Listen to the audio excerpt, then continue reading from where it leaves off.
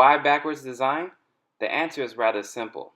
Grant Wiggins and Jay McTighe agree that far too many teachers focus on the teaching and not the learning. Focusing on content above desired results, according to Wiggins, is almost like throwing content and activities against the wall, hoping some of it sticks.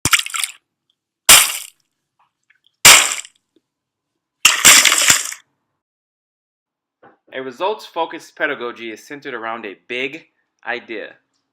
A big idea may be thought of as a linchpin. The linchpin is the device that keeps the wheel in place on an axle.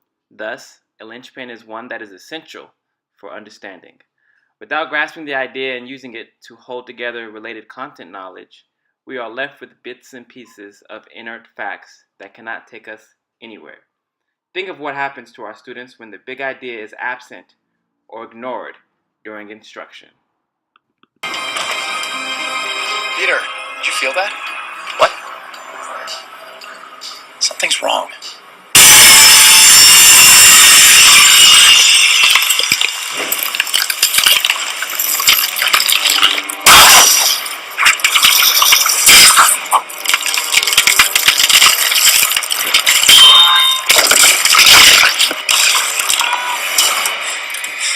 Molly, come on!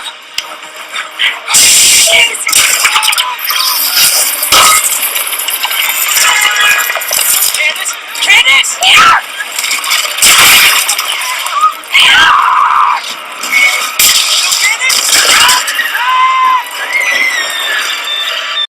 Unfortunate what happens to Candace. Don't let your student fall through the cracks. The California Common Core State Standards go hand in hand with the big idea. They should be unpacked to identify the big ideas and core concept tasks contained within. No, not like that. More like this. This is done by using essential questions which highlight big ideas.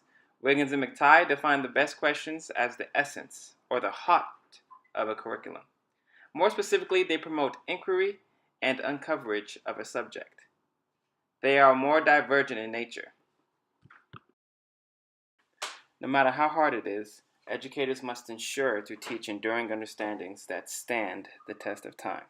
In Wiggins and McTighe's Understanding by Design template, designers are asked to write enduring understandings as full sentence statements. When we truly understand, we can view the concept within a multifaceted, six-sided view. First, we can explain via generalizations or principles by using facts and data. 2, we can interpret by telling meaningful stories and offering apt translations. 3, we can apply or effectively use and adapt what we know in diverse and real contexts. 4, we have perspectives and can see and hear points of view through critical eyes and ears. 5, we can empathize. And 6, we have self-knowledge and are able to show metacognitive awareness. Furthermore, understanding is revealed in performance. We know students understand when they are able to transfer core ideas, knowledge, and skill sets on challenging tasks in a variety of contexts. Thus, assessment for understanding must be grounded in authentic performance-based tasks. Wiggins and McTighe use the 6 facets as assessment blueprints. They signal the types of performances we need as valid measures of understanding.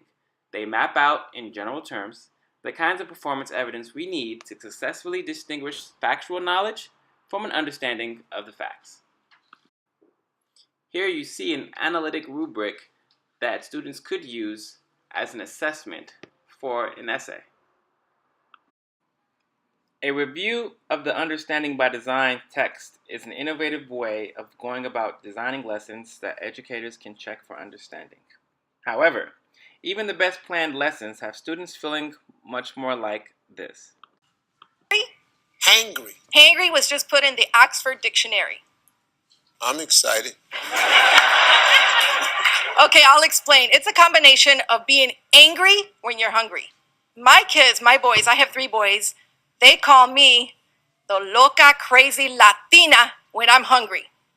My question to you, I know you're a busy man. You have the Ask Steve show, you have the radio show, and you have Family Feud. Do you ever get hangry? And what do you do about it?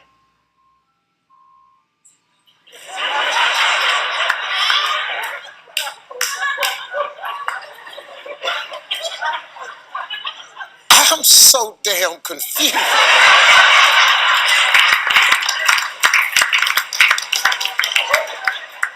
I don't know what your name is. I don't know what your question is. I don't know what hangry is. I thought you was you a loco. What? Did you just start speaking Spanish in the middle of all of this? I did. So there's a new word called hangry. Angry. And it's for people who get angry when they're hungry. Yes. Okay, cool. I've been hangry before. What you have learned so far by Riggins and McTighe Understanding by Design text can be used in conjunction with the work of Richard Beach. His work assists educators by providing them with ideologies and strategies that can be used during planning and instruction. The work of Beach mainly involves 6 different concepts. According to Beach, adopting a literary practices framework involves creating classroom events and addressing topics and issues that endow literary practices with their meaning. In other words, he suggests that you center your teaching on engaging students in your classroom. Through active participation, students are responsible for collaborative negotiation of framing goals, plans, roles, norms, and beliefs operating in those events. These qualities share some similarities of another literary practices approach called constructing and enacting identities. Our work as teachers takes us through a variety of different disciplines that have their own academic languages and discourses. Let's take another stab on what you may think this looks like. I see all you fresh-faced kidlets sitting there in your neat little rows, and you're all just pods. Pods waiting for your instructions. Now, some of you are going to get zapped right away and be 15-year-old prodigies, little midget Olympic gymnasts with their pictures on cereal boxes. Some of you will go on to college and you'll find your rhythm there, then go chase down the titans of industry, or maybe straighten out our problems at the UN. But some of you, and this is the group that no one ever comes into career day and addresses, and it's criminal. Some of you are just going to float along, eating spicy foods, humming black people's music into your 30s, well into your 30s, languishing. This group of pods is going to do a lot of languishing. And you're going to take some heat for it. Aha! Yes! Well, not the end part, but definitely more the first part, but we're not that far off. You see, within the classroom, teachers acquire and employ a variety of academic languages and discourses that help them construct their identity as a teacher. By actively engaging students in critical thought processes, adept reading strategies, talking and using different disciplinary texts and topics, students begin to construct their own identities that will assist them throughout their future professional careers. I truly believe that any student can learn as long as they are properly motivated and granted the opportunity to work within a positive classroom environment that reflects the myriad of cultural values and perspectives that exist within its walls and beyond. This ideological stance is my enduring understanding of this course. My key assessment was rooted in the thinking of constructivism, and this theory is the one that resonates most with my ideas of what it means to be a teacher. A teacher must use authentic texts and strategies that scaffold the instruction in a way that creates meaningful learning for students. Lastly, making connections to students' knowledge and experiences by linking the familiar to the new is one of, if not the most important or most impactful lesson I've learned thus far as a pre-service teacher. I will always cherish that quote from Richard Beach.